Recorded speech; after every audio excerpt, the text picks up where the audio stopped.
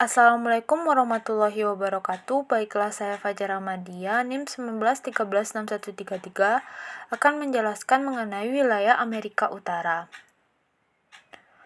Amerika Utara adalah benua di belahan bumi utara. Di bagian utara berbatasan dengan lautan Arktik dan pada sebelah timur dengan Samudra Atlantik Utara. Sedangkan sebelah selatan dengan Laut Karibia serta pada bagian sebelah barat dengan Samudra Pasifik Utara. Benua ini meliputi wilayah sebesar 24.500.000 km persegi atau sekitar 4,8% dari permukaan bumi. Amerika Utara merupakan sebuah satuan regional yang terdiri dari negara-negara berikut. Yang pertama Kanada, yang kedua Amerika Serikat, dan yang ketiga adalah Meksiko. Kadangkala Amerika Utara dianggap merupakan benua tersendiri karena terpisah dari Amerika Selatan. Perbatasan antara Amerika Utara dan Amerika Selatan terletak di Panama. Yang pertama kita akan masuk kepada negara Kanada. Ibu kota negara Kanada adalah Ottawa. Letak astronomisnya itu 500 derajat lintang utara sampai 800 derajat lintang utara dan 200 derajat bujur barat sampai 1400 derajat bujur barat. Letak geografis negara Kanada terletak di antara Samudra Arktik dengan Amerika Serikat dan Samudra Pasifik dan Alaska dengan Samudra Atlantik. Luas wilayah negara Kanada adalah 9.922.330 km persegi. Batas wilayahnya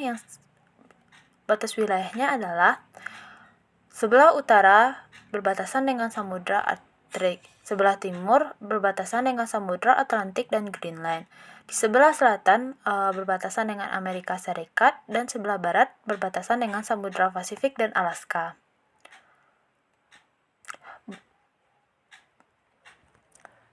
Selanjutnya, bentang alam negara Kanada. Bentang alam negara Kanada dapat dibagi menjadi 6 bagian. Yang pertama, perisai Kanada yang merupakan kawasan terluas. Yang kedua, dataran rendah Estée Lauren di timur perisai Kanada. Yang ketiga, danau-danau besar di timur perisai Kanada. Yang keempat, pegunungan Appalachia Kanada yang merupakan pegunungan tertua. Yang kelima, dataran luas pegunungan Rocky terletak di sebelah barat. Yang terakhir adalah kawasan Arktik terletak di utara berupa pulau-pulau. Selanjutnya, potensi alam. Kanada memiliki kekayaan sumber daya alam yang melimpah, mulai dari pertanian, kehutanan, perikanan, hingga mineral. 1/12 dari luas daratan Kanada cocok digunakan untuk daerah pertanian. Wilayah barat merupakan daerah yang kondusif untuk tumbuh kembang kayu-kayu raksasa dikarenakan cuacanya yang kondusif. Di sektor perikanan, Kanada memiliki potensi yang cukup besar seperti salmon, makarel, tuna, dan ikan kod. Di sektor pertambangan, Kanada memiliki deposit mineral-mineral berharga seperti nikel, uranium, asbes, dan batu bara. Selanjutnya, iklim. Jika ditinjau secara umum, wilayah atau kawasan Kanada diklasifikasikan menjadi beberapa bagian wilayah. Di antaranya, yang pertama di wilayah Ontario bagian selatan dan wilayah lembah Estée Lawrence beriklim laut. Yang kedua, di negara Kanada sendiri umumnya beriklim Pasifik yang merupakan iklim benak. Yang ketiga, di wilayah pegunungan Rocky, lembah, dan plateau mountains beriklim pegunungan. Selanjutnya di wilayah kawasan subarktik beriklim kontinental. Dan yang kelima, pada wilayah Atlantik dan padang rumput beriklim kontinental. Dan terakhir di wilayah kepulauan Arktik dan ujung utara dataran utama Kanada beriklim Arktik. Selanjutnya, aktivitas ekonomi. Perekonomian Kanada didominasi oleh sektor swasta meskipun beberapa sektor strategis seperti listrik, telepon, dan pos masih dipegang oleh pemerintah. Kegiatan ekonominya antara lain yang pertama pertanian. Hasilnya adalah gandum, jagung, kentang, lobak, dan buah-buahan. Selanjutnya peternakan, hasilnya adalah keju dan daging. Yang ketiga, di bidang perikanan hasilnya adalah ikan salam. Yang keempat, di bidang kehutanan hasilnya adalah kayu, kertas kapal. Di bidang pertambangan hasilnya adalah nikel, radium, perak, emas, biji besi, minyak bumi, batu bara, potas, dan lain-lain. Di bidang perindustrian, industrinya adalah industri helikopter, aluminium, karya sintesis, penghilangan minyak, dan lain-lain. Di bidang perdagangan, ekspornya adalah gandum, barang tambang dan hasil logam, etilena, dan lain-lain, sedangkan impornya adalah barang tenun, tekstil, minyak bumi, dan hidrokarbon, kaos kaki, karet, dan lain-lain. Di bidang pariwisata, objek wisatanya antara lain air terjun Niagara dan Taman Nasional serta tempat bersejarah. Selanjutnya di bidang pemerintahan. Bentuk pemerintahan negara Kanada adalah Republik Federal. Kepala negara dijabat oleh Ratu Inggris yang diwakili oleh seorang gubernur jenderal dan kepala pemerintahnya adalah seorang perdana menteri. Di bidang sosial budaya, kebudayaan di Kanada ini sangat beragam, yaitu antara kebudayaan asli penduduk asli dengan kebudayaan yang dibawa oleh imigran dari luar Kanada. Budaya Kanada secara besar dipengaruhi budaya dan tradisi Inggris dan Perancis sebagai akibat masa kolonialnya dahulu. Di samping itu, budaya Kanada juga dipengaruhi budaya Amerika karena kedekatannya dengan dua negeri dan migrasi orang, gagasan, modal, dan politik melintasi perbatasan. Selanjutnya, kerjasama Kanada dengan Indonesia. Bentuk kerjasama Kanada dengan Indonesia antara lain, yang pertama, kedua negara saling menempatkan data besarnya, yang kedua, Kanada banyak berinvestasi di Indonesia, yang ketiga, Kanada banyak membantu Indonesia dalam bidang informasi dan ilmu pengetahuan, yang keempat, Kanada membantu Indonesia dalam bidang lingkungan hidup dan irigasi, yang kelima, banyak mahasiswa Indonesia yang belajar di Kanada. Selanjutnya, LSM di Kanada dan Indonesia saling bekerja sama. Kanada membantu Indonesia melalui organisasi PBB, Kanada membantu Indonesia dalam bidang ekonomi melalui CI, kedua negara bekerja sama dalam APEC, kedua negara saling melakukan hubungan ekspor-impor. Selanjutnya, negara Meksiko. Ibu kota negara Meksiko adalah kota Meksiko. Letak astronomisnya yaitu 150 derajat lintang utara sampai 330 derajat lintang utara dan 870 derajat bujur barat sampai 1180 derajat bujur barat. Letak geografisnya di wilayah Amerika Tengah antara Samudra Pasifik dengan Teluk Meksiko dan Laut Karibia. Luas wilayah negara Meksiko adalah 1.972.549 km persegi. Batas wilayahnya di sebelah utara adalah Amerika Serikat, sebelah timur adalah Teluk Meksiko dan Laut Karibia, di sebelah selatan ada Belize dan Guatemala, dan sebelah barat adalah Samudra Pasifik. Selanjutnya, bentang alam.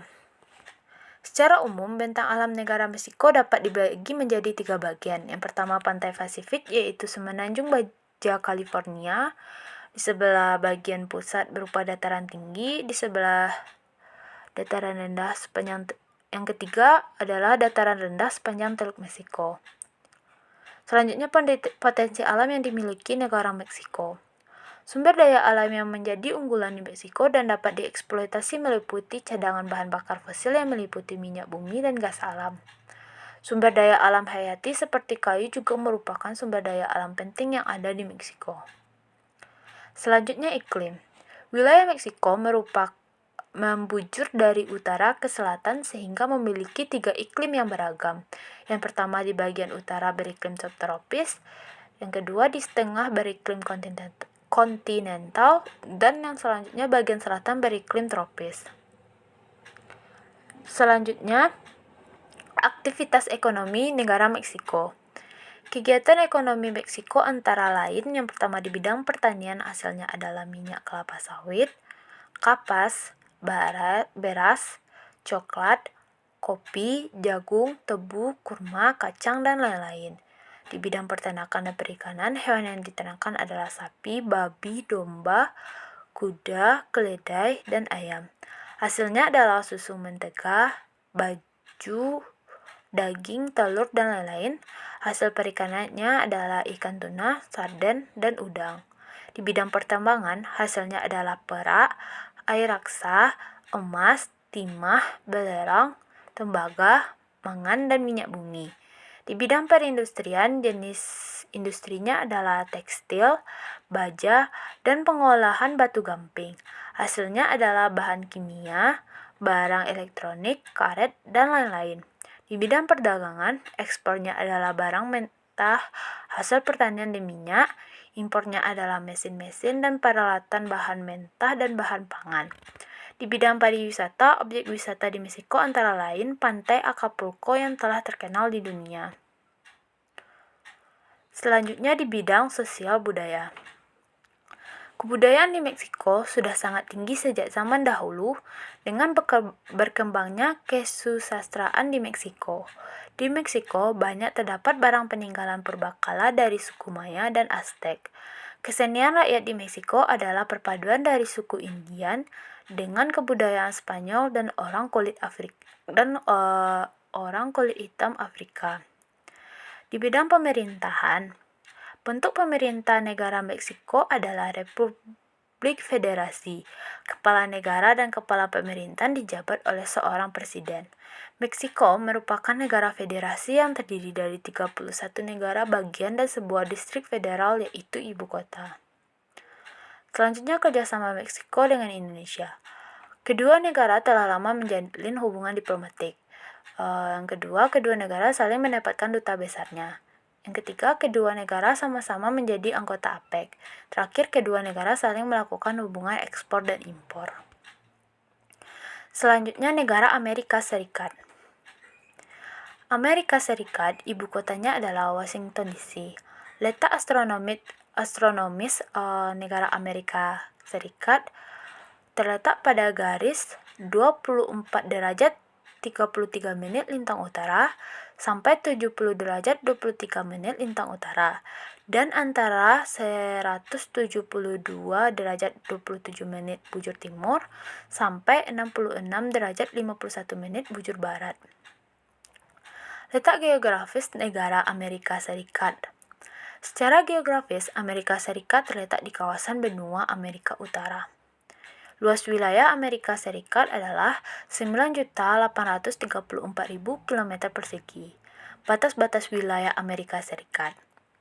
Amerika Serikat memiliki batas-batas sebagai berikut. Di bagian utara berbatasan dengan Kanada, di sebelah selatan berbatasan dengan Teluk Meksiko dan Meksiko, di sebelah timur berbatasan dengan Samudra Atlantik, dan di sebelah barat berbatasan dengan Samudra Pasifik.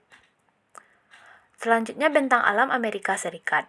Bentang alam astronomis kawasan Amerika Serikat secara garis besar dideskripsikan sebagai berikut.